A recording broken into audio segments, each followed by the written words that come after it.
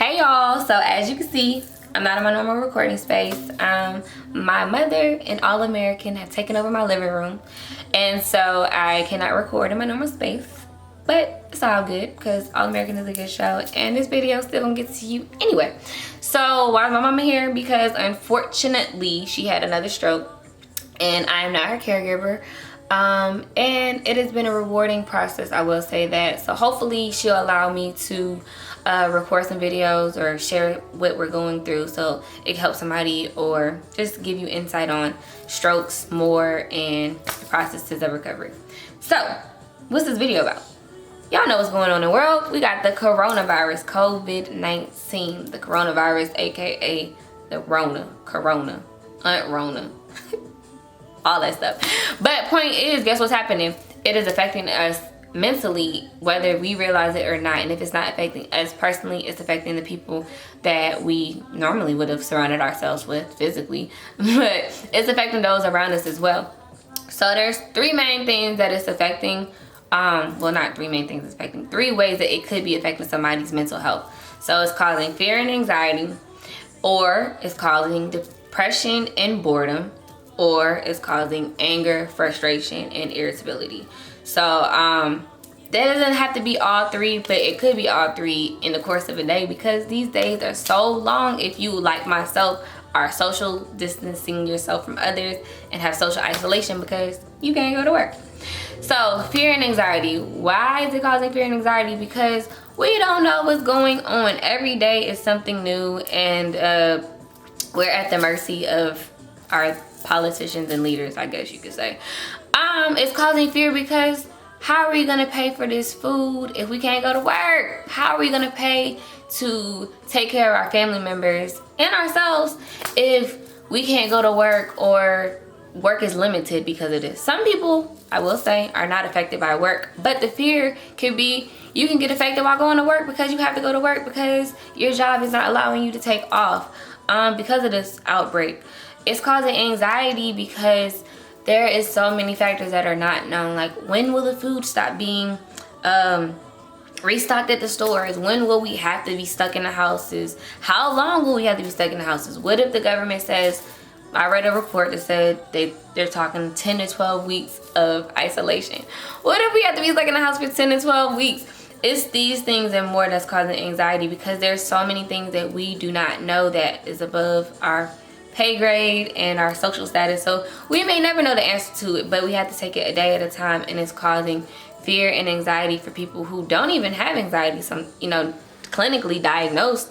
But then there's people who have anxiety and that are diagnosed with anxiety, and this is just making it so much worse because it's taking them out of their element. Or you go into grocery stores and people are just going crazy over the fear of running out of stuff. People are buying things in bulk that they normally wouldn't buy things in bulk for, and it's causing people who need things to not be able to buy them because the stores are empty. Next, depression. It's causing depression and boredom because we're stuck in the house. Now, I am not, complaining at all, because I'm here with my mom, and it is, I love her, and this is fun. Like, this is fun being able to be here with her. But some people, they stuck in the house and they don't have somebody with them, and that could be very depressing. And even if you have somebody, it could be depressing because they might not be somebody you want to talk to about certain things, and it gets boring sitting in the house. You can only watch for so many things. You can only go to the refrigerator but so many times. You can only, take but so many naps before it's like, dang, what else can I do? But it's okay because it'll get better. And I'm gonna give you some coping mechanisms on how we can get through this.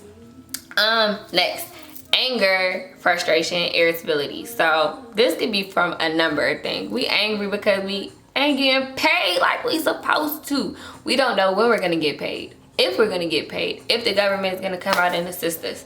We still have bills to pay and we aren't going to work. Or for those people who do go to work, they just angry because they gotta go to work. Frustrated because you are stuck in a house. Some people are stuck in the house with people they don't want to be stuck in the house with. Some people are stuck in the house with people that they used to be able to escape by going to work or school or other.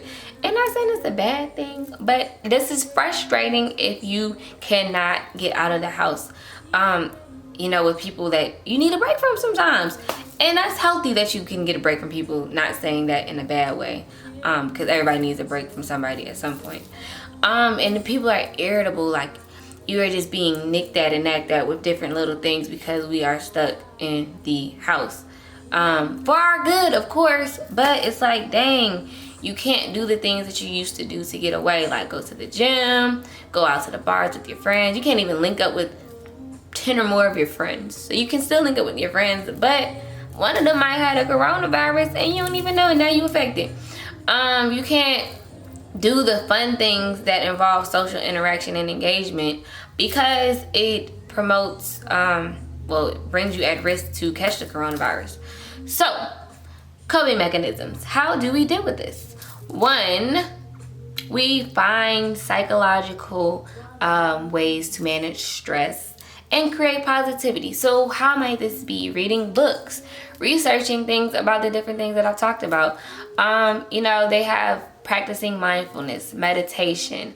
If you are a believer of a higher power, meditation and prayer works. Reading your Bible works.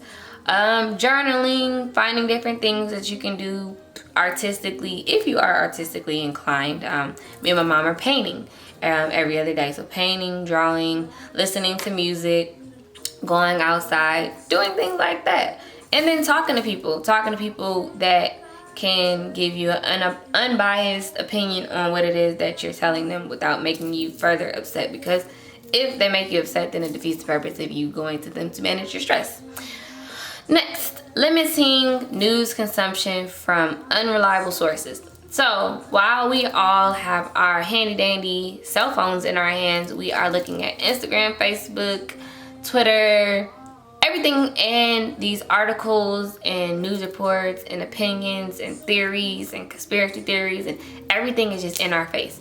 So just limit what we're looking at in terms of the notifications from the coronavirus to stuff that are reliable sources that are coming from, medical departments or even some government departments that are giving out the facts and not opinions, because there's a lot of opinions going out that are contradicting facts, and it's causing chaos in our world. So just try to stay with the things that are real. Create and follow a daily routine or pattern. Now, you don't have to do it by the hour or things like that, but just try to do the same things every day or so. Because what we don't want to happen is us to keep running back and forth to the refrigerator, us to binge watch Netflix, Hulu, other all day, and us to take 800 naps, because that is killing our physical health. So things that we can do, again, meditation, positive stimuli like reading, watching things on TV, music, going outside, doing physical activities. You don't have to be stuck in the house to, do workouts. You can go to a park, you can walk around. Me and my mom, every day we try to take a walk, weather permitting. Journaling, doing educational things, working on goals, things that you may have been putting off because you were distracted by everything else. These are things that you could do. And then the next one is maintaining a healthy lifestyle. So again, eating healthier as we can, because I know that it's not fun to have a lot of fruits and vegetables in your fridge and then you have to freeze them all, and then you don't want them to go bad because we don't know how long this is going to take to get over. But eating a little better, making sure you're not snacking on unhealthy things all day, increasing your water intake, going outside, working out, doing minimalistic physical activity can increase your physical health if you're combating it with a healthier diet. Virtual connection. So watching your friends, these TikToks are helping. Instagram Live has a lot of DJs that are having like music compilations and virtual parties. You could video chat with your friends and FaceTime your friends and things like that, just to, make it seem like you're not at home alone or at home stuck where you don't want to be. Again, Facebook, social media, Facebook, Instagram, Twitter, things like that. But don't do it too much to where it causes too big of a distraction and it's consuming too much of your time, because that's not healthy as well. So I know I gave you a lot, it was a mouthful, but hopefully you listened to what I did say and it helped you out. And if it didn't help you, hopefully you share this video because it may help somebody else. As always, thank you so much for watching my video. If you liked it, please like it, please share it, please subscribe if you like this content or you want to hear more things from me in the future, and comment, because my comment sections be dry and you know, I want to know what y'all think. So stay safe, wash your hands, cover your mouth, and we will come out of this on top. And I hope to see your name, face, comments, likes, subscriptions, shares soon. And I'll see you later with my next video.